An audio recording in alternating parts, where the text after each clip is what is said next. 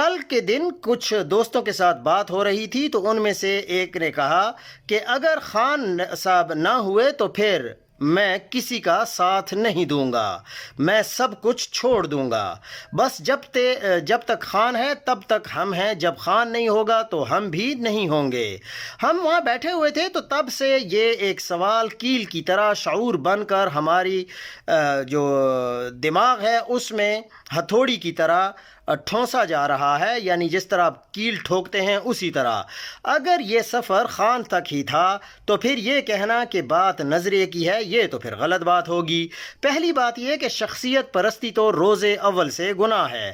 دوسرا یہ کہ خان جیسے کتنے ہی مرشد کہتے ہیں کہ آپ ہمارے مرشد ہیں، وہ محض 920 دنوں سے بدترین جیل میں موت کی کال کوٹھڑی میں یزید الوقت کے مظالم سہ رہا ہے۔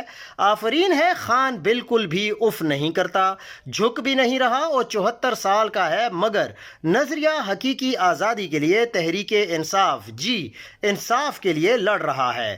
تو یہ کہنا کہ میں فقط جب تک عمران خان ہے تب تک ہوں، یوں کہنے لگا ہے جیسے توہین ہے مرشد کی، مرشد کے نظریے کی اور اس شعور کی جس کے لیے مرشد نے اپنی زندگی کی 30 سال اس قوم پر خرچ کر دیے۔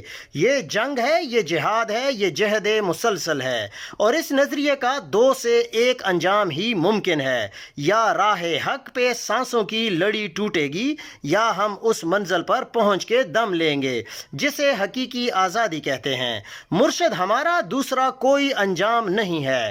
چھوڑ کے جانا تو بہت آسان ہے، لیکن اگر کوئی یہ سمجھتا ہے کہ ہمیں چھوڑ دینا چاہیے خان صاحب کے بعد تو یہ بات میرے ذہن کے مطابق بالکل بھی غلط ہے۔